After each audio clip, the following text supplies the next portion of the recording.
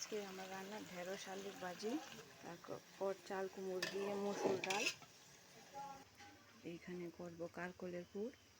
কারকলের পুরের জন্য মশলা রেডি করেছি পেঁয়াজ, আর এখানে আছে রসুন, আদা, কাঁচা লঙ্কা। কারকলের বিচি করে বের করে একটু মিক্সিতে পেস্ট করে নেব। Paste ready. আমার ঢেঁড়স ভাজা রেডি, ঢেঁড়সের আলু ভাজা।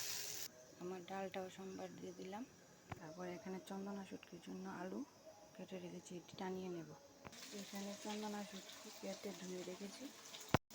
শুটকির জন্য আলু টানানো হয়ে গেল, এরপর নামিয়ে নেব।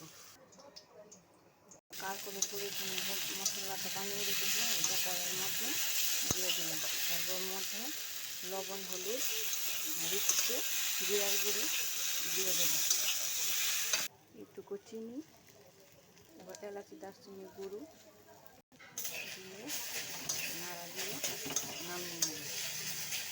পুরটা কারকলের মধ্যে দিয়ে দেব। ব্যাটারের মধ্যে চুবিয়ে কড়াই দিয়ে দেবেন। তারপরে একটা একটা করে উল্টিয়ে নেব, তারপরে একটু লাল করে ভেজে নামিয়ে নেব। এখানে 2টা কুমড়িও ভেজে নিলাম।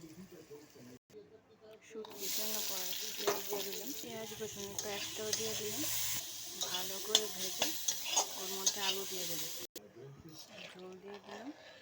তারপরে একটু ফুটলে শুটকিগুলি দিয়ে দেবো।